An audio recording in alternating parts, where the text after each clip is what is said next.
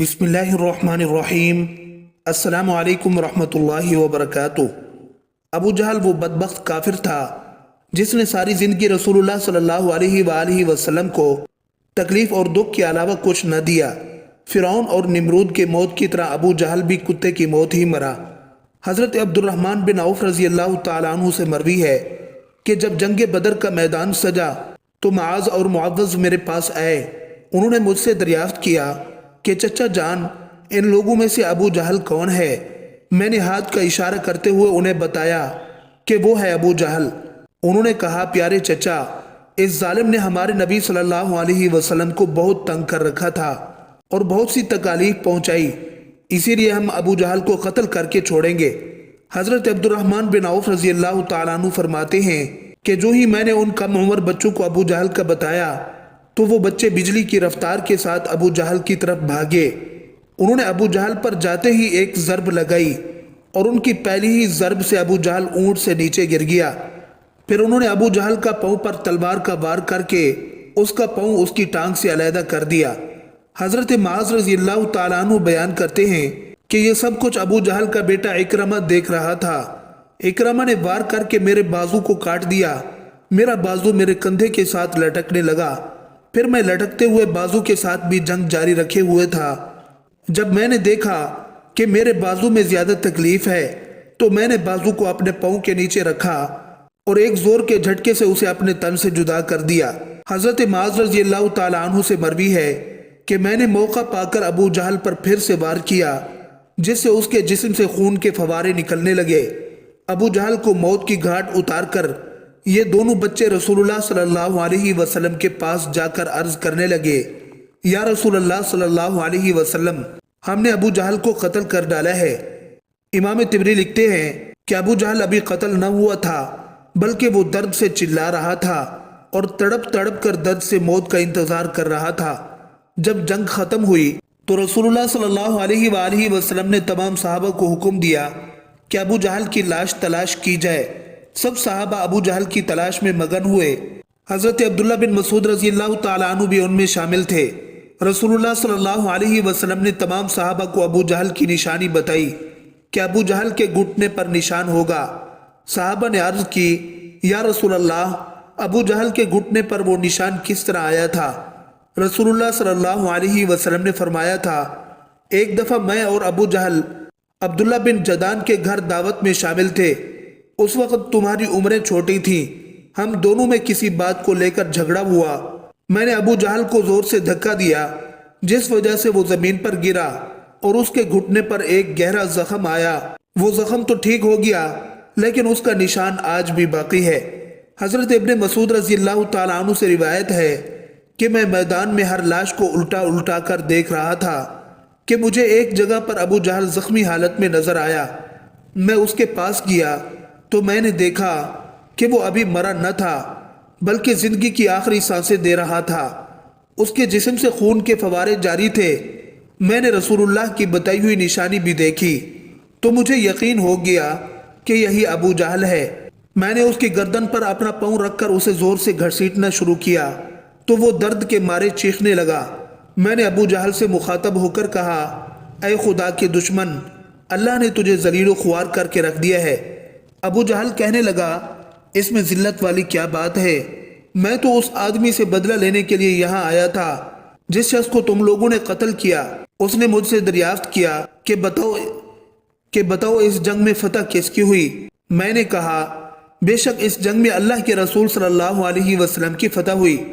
پھر اس نے کہا، اے ابن مسعود چرواہے، تو بہت ہی اونچی جگہ پہنچ گیا ہے۔ دوسرا قول یہ بیان کیا جاتا ہے کہ حضرت عبداللہ بن مسعود رضی اللہ تعالیٰ عنہ نے بیان کیا کہ میں نے ابو جہل سے کہا، تیرا قاتل میں ہوں۔ ابو جہل نے کہا، نہیں، تجھ سے پہلے مجھے کوئی قتل کر گیا ہے۔ ایک قول یہ بھی بیان کیا جاتا ہے کہ جب ابن مسعود رضی اللہ تعالیٰ عنہ ابو جہل کے سینے پر بیٹھ کر کہنے لگے، اے اسلام کے بدترین دشمن، تم تو فرعون سے بھی زیادہ بدبخت نکلے۔ فرعون نے پھر بھی مرتے وقت اپنی غلطیوں کو مانا تھا کہ میں ہی غلط ہوں، لیکن تم تو مرتے ہوئے بھی اسلام کے خلاف ہی بکواس کر رہے ہو۔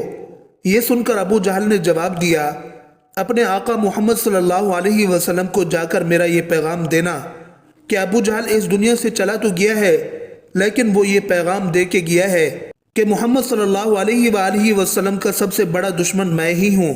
ابو جہل کی زبان سے یہ سن کر میں نے ابو جہل کی تلوار پکڑی اور اسی سے اس کے جسم سے اس کا سر جدا کر دیا۔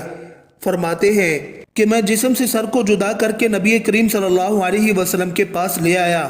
میں نے آقا دو جہاں صلی اللہ علیہ وسلم کی بارگاہ میں ابو جہل کا سر پیش کرتے ہوئے عرض کی، یا رسول اللہ صلی اللہ علیہ وسلم، یہ لیجئے ابو جہل کا سر۔ رسول اللہ صلی اللہ علیہ وسلم نے فرمایا، قسم ہے اس ذات کی جس کے قبضہ میں میری جان ہے، بے شک یہی ابو جہل کا سر ہے۔ پھر آپ صلی اللہ علیہ وآلہ وسلم نے ابو جہل کے سر کے پاس کھڑے ہو کر فرمایا، یہ کافر ابو جہل اس امت کا خطرناک اور ظالم فرعون تھا۔ ہر امت میں ایک فرعون ہوتا ہے، جبکہ میری امت کا فرعون ابو جہل تھا۔ اللہ کا لاکھ لاکھ شکر ہے کہ یہ بدبخت ہلاک ہوا۔ روایات میں اس طرح بیان کیا گیا ہے کہ رسول اللہ صلی اللہ علیہ وسلم نے شکرانے کے نفل ادا کیے۔ رسول اللہ صلی اللہ علیہ وسلم کے فرمانے پر ابو جہل کی لاش اور سر اور قریش کے 24 سرداروں کو ایک کنویں میں پھینک دیا گیا۔ اس کے بعد رسول اللہ صلی اللہ علیہ وآلہ وسلم 3 دن میدان بدر میں رہے اور جاتے ہوئے اس کنویں پر بھی گئے جہاں کفار مکہ کی لاشیں پھینکی گئی تھیں۔ آقا صلی اللہ علیہ وآلہ وسلم نے کنویں پر کھڑے ہو کر قتل ہونے والوں کو یہ فرمایا، اے کنویں میں پھینکی گئی لاشوں، کیا تم نے اللہ کے وعدے کو پورا ہوتے ہوئے پا لیا ہے؟ اللہ کا وعدہ سچ ثابت ہوا۔ حضرت انس رضی اللہ عنہ سے مروی ہے کہ رسول اللہ صلی اللہ علیہ وسلم نے آدھی رات کے وقت ان تمام لاشوں کے نام لے کر فرمایا، اے ابو جہل بن ہشام، اے عتبہ بن ربیعہ۔ اسی طرح نبی کریم صلی اللہ علیہ وسلم نے سبھی لاشوں کے نام لیے اور فرمایا، کیا تم نے رب کائنات کا وعدہ پورے ہوتے ہوئے دیکھ لیا؟ کیا تم نے اپنے خداؤں کا وعدہ سچ پایا؟ میرے خدا نے جو مجھ سے وعدہ کیا تھا وہی سچ ہوا۔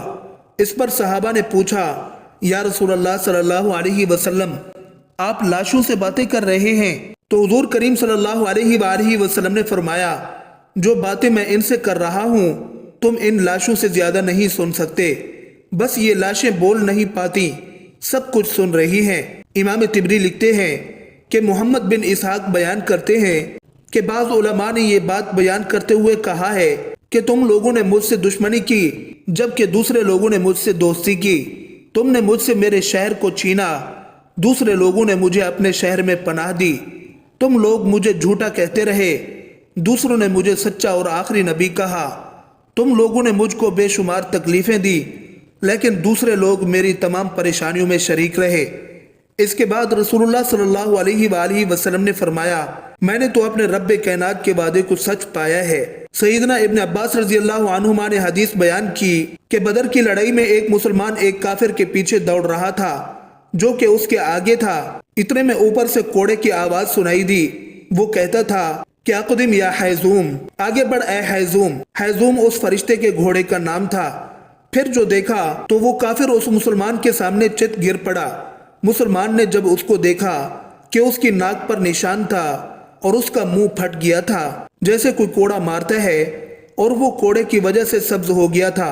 پھر مسلمان انصاری رسول اللہ صلی اللہ علیہ وسلم کے پاس آیا اور قصہ بیان کیا تو آپ صلی اللہ علیہ وسلم نے فرمایا کہ تو سچ کہتا ہے، یہ تیسرے آسمان سے آئی ہوئی مدد تھی۔ آخر مسلمانوں نے اس دن 70 کافروں کو مارا اور 70 کو قید کیا۔